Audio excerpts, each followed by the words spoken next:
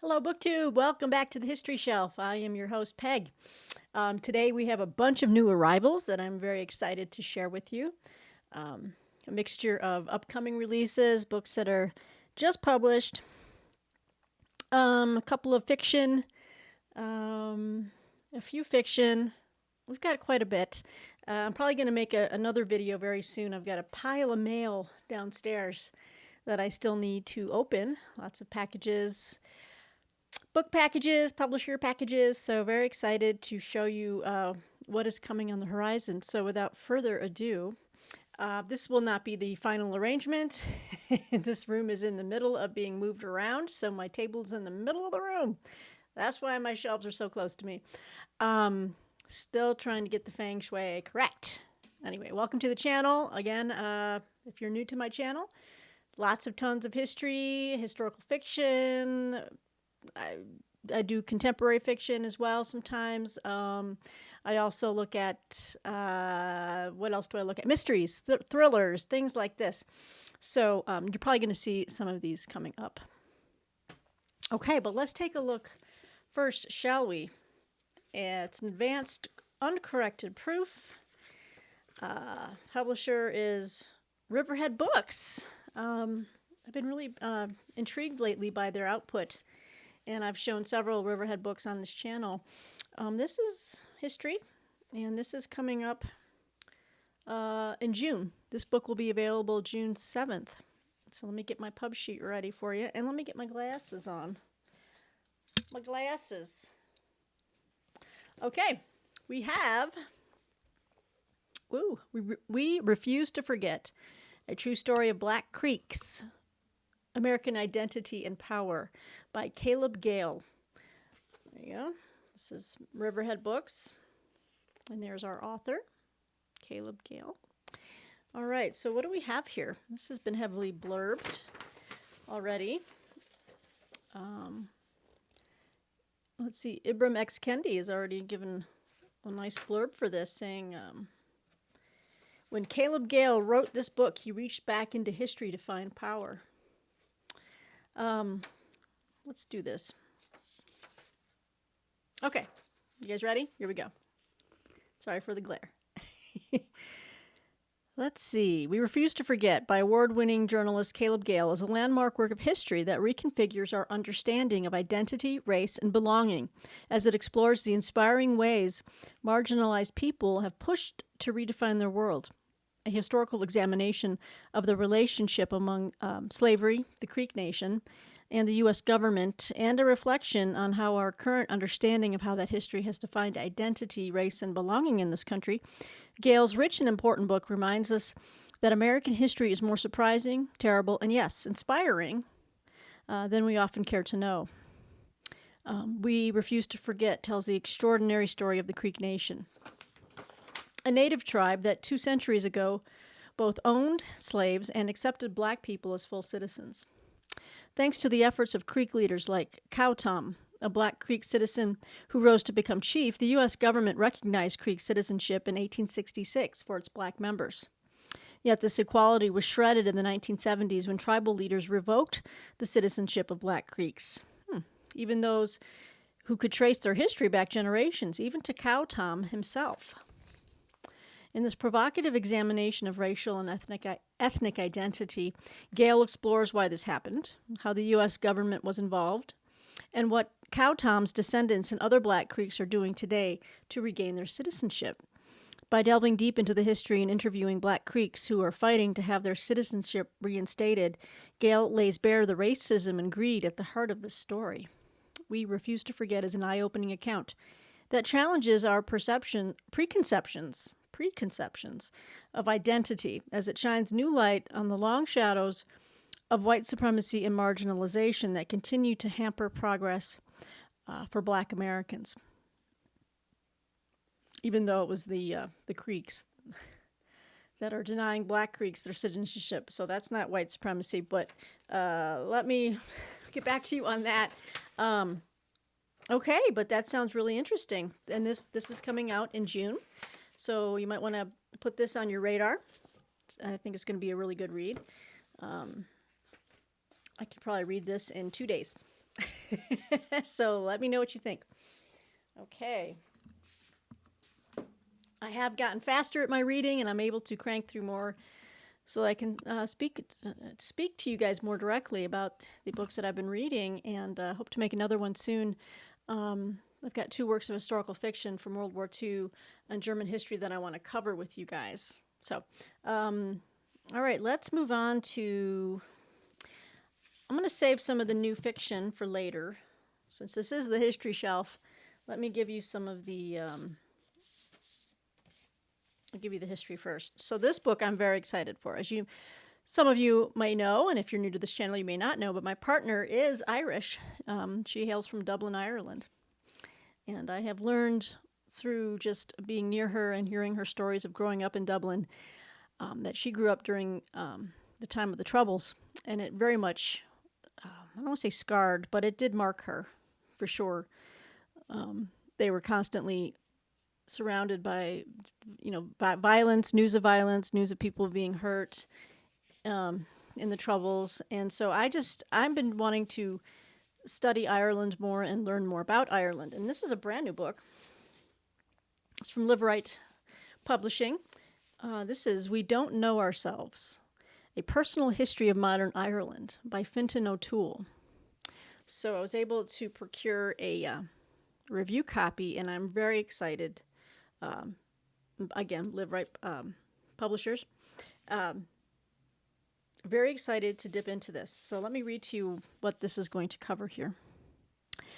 Fintan O'Toole was born in the year the revolution began. It was 1958, and the Irish government, in despair because all the young people were leaving, opened the country to foreign investment and popular culture.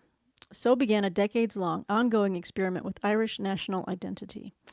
In We Don't Know Ourselves, O'Toole, one of the Anglophone world's most consummate stylists, weaves his own life into the social, cultural, and economic changes Ireland experienced, showing how the country, in just one lifetime, has gone from a reactionary, quote, backwater to an almost totally open society, perhaps the most astonishing national transformation in modern history. Born to a working-class family in the Dublin suburbs, much like Martine, O'Toole served as an altar boy and attended a Christian Brothers school, much as his forebears did. He was enthralled by American westerns suddenly appearing on Irish television, which were not that far from his own life, given that Ireland's main export was beef, and it was still not unknown for herds of cattle to clatter down Dublin's streets. Yet the westerns were a sign of what was to come. O'Toole narrates the once unthinkable collapse of the all-powerful Catholic Church, brought down by scandal and by the activism of ordinary Irish women in particular. He relates the horrific violence of the Troubles in Northern Ireland, which led most Irish to reject violent nationalism. In O'Toole's telling, America became a lodestar, from John F. Kennedy's 1963 visit, when the soon-to-be martyred American president was welcomed as a native son, to the emergence of the Irish technology sector in the late 1990s, driven by American corporations, which set Ireland on the path toward particular disaster during the 2008 financial crisis. Did not know that. A remarkably compassionate yet exacting observer, O'Toole, in coruscating prose, captures the peculiar Irish habit of, quote, deliberate unknowing, which allowed myths of national greatness to persist even as the foundations were crumbling. 40 years in the making, We Don't Know Ourselves is a landmark work, a memoir, and a national history that ultimately reveals how the two modes are entwined for all of us. Doesn't that sound fantastic? And there's our author, Fintan O'Toole. This is already available. This is a finished copy I was able to get, and I'm going to be dipping into this as soon as I finish a few deadlines that are coming up this weekend and early next week.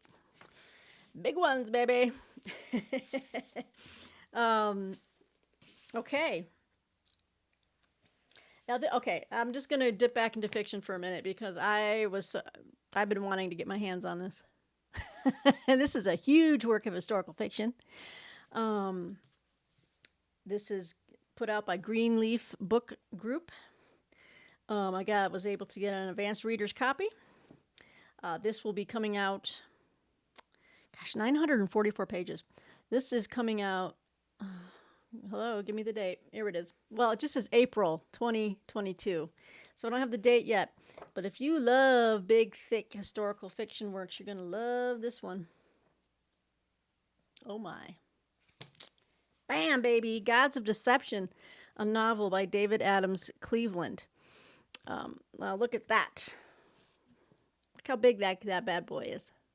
Woo! Yeah, it's huge. It's coming out in just a matter of days. Actually, tomorrow's April 1st. So it's probably the first week. It's probably on a Tuesday. A lot of things drop on a Tuesday, so it could be April 5th or so, or April 6th. So what is this massive tome about? Let's check it. Okay. At age 95, Judge Edward Dimmock, patriarch of his family and the man who defended Alger Hiss in the famous 1950 Cold War trial of the century, is writing his memoir at his Catskill retreat, Stanford White's fabled Hermitage. Judge Dimmock is consumed with doubts about the troubling secrets he's kept to himself for over 50 years, secrets that might change both American history and the lives of his entire family. Was his client guilty of spying for Stalin or not? And if guilty, did Hiss's crimes go far beyond his perjury conviction, a verdict that divided the country for a generation? Dimmock enlists his grandson, George Altman, a brilliant Princeton astrophysicist, in the quest for truth. George soon finds clues that point to Hiss's guilt, a series of suspicious deaths of potential witnesses and dark secrets locked in the Dimmock family memories, including his own unhappy childhood in Woodstock, deceptive entanglements that have ravaged the clan as they have a nation. In Gods of Deception, acclaimed novelist David Adams Cleveland has created a multiverse all its own, a thrilling tale of espionage, a family saga, a stirring love story, and a meditation on time and memory, astrophysics and art, taking the reader on an unforgettable journey into the troubled human heart as well as the past, a past that is ever present, where the gods of deception await our distant call. Indeed. This is a book that has Peg written all over it. So sign me up. I cannot wait to just get my feet all dirty up in this Alger Hiss novel. Woo! Good times. Again, that is from Greenleaf Book Group. Okay. Oh my gosh, I am so super stoked for this. And we're going to skip back to history. And a fabulous new book coming out, and I've got an advanced copy here from Harvard University Press. You know I love my Polish history, right? Right. Look at this, guys. This is coming out soon. Joseph Pilsudski, founding father of modern Poland. And look at that beautiful, handsome portrait of the man. This is by Joshua D. Zimmerman. And this is going to be coming out in May. Harvard University Press, May 31st. So if you enjoy Polish history, Polish biography, and of course everyone knows Pilsudski, one of the most prominent names in Polish history, contemporary history, you gotta check this book out. So this is the story of enigmatic Joseph Pilsudski, the founding father of modern Poland, a brilliant military leader and high-minded statesman who betrayed his own democratic vision by seizing power in a military coup. In the story of modern Poland, no one stands taller than Joseph Pilsudski.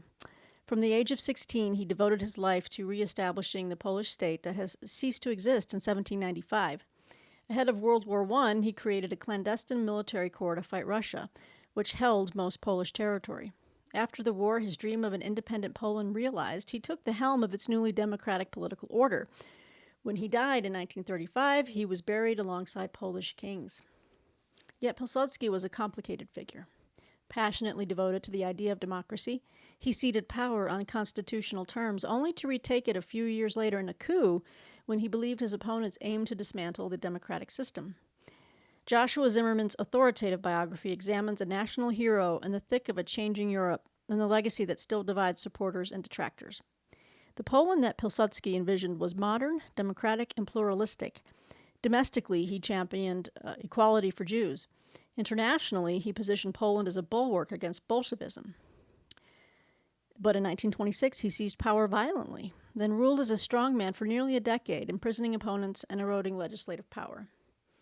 In Zimmerman's telling, Pilsudski's faith in the young democracy was shattered after its first elected president was assassinated. Unnerved by Poles brutally turning on one another, the father of the nation came to doubt his fellow citizens' democratic commitments and thereby betrayed his own.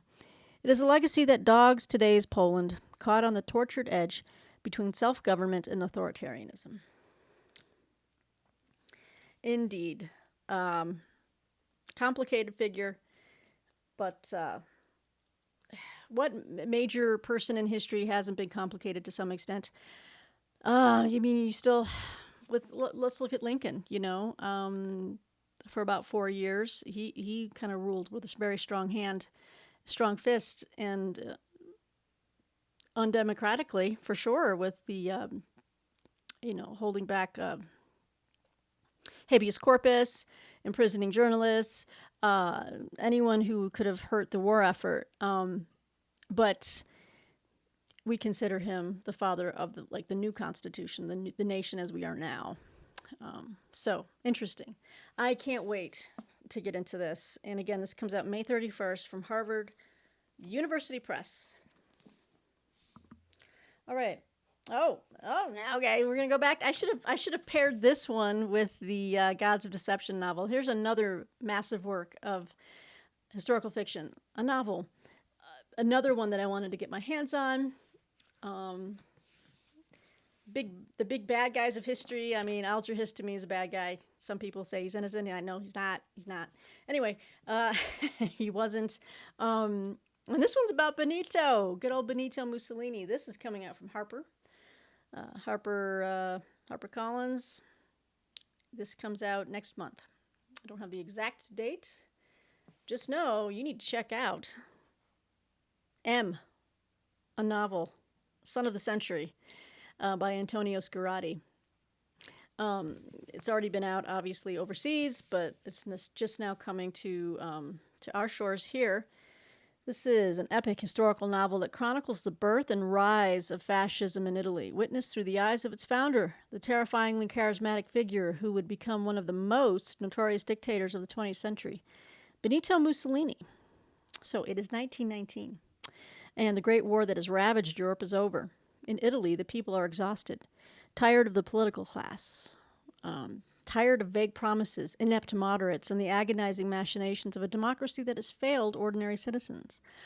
While elite leaders have sat idly by, achieving nothing, one outsider, the director of a small opposition newspaper and a tireless political agitator, is electrifying the masses, promising hope for a demoralized nation hungry for change. A former socialist leader ousted by his own party, he is a drifter who knows what it is to feel lost. His voice speaks for the misfits and the outcasts. He is a protector of those who are forgotten. He is Benito Mussolini. And soon Italy and the world will be forever remade. I don't know where that came from. I was channeling him, when he would give those big bombastic speeches on the balcony. Okay. In M, Son of the Century, Antonio Scarlatti tells the story of fascism from within the mind of its founder, the man known to his followers as Il Duce. Steeped in historical detail and interspersed with period documents and sources, this masterful saga explores the seductive power of nationalism and idolatry, revealing how authoritarianism took hold in a nation bent to the will of one ruthless strongman. Provocative and resonant, M, Son of the Century is a chilling reminder that the past is never gone and that it holds urgent lessons for us today. So true. And this book is 784 pages, so not quite as big as the Alger Hiss novel, but still a pretty darn big. Again, put this on your reading list for April if you're into historical fiction on a massive scale, especially when it covers such unpleasant people. It's Benito Mussolini and Alger Hiss. What's up? Okay, where are we at? 20 minutes in. Okay. So, you know what? Maybe I should tell you what. I'm going to end this video right here because I do have some fiction. I might make a separate New Arrivals fiction. I think I'm going to do that. That way, people who only want history are not trying to fast forward through some fiction, and vice versa. So, these were my new arrivals for history and historical fiction. I've got some more contemporary novels to show you that have come in. I know that I have more downstairs. So I'll group them all together, and you'll be seeing another new arrivals video very soon because I have a lot of them. All right, BookTube, until next time, I hope you're having a wonderful evening. Chat soon. Bye-bye.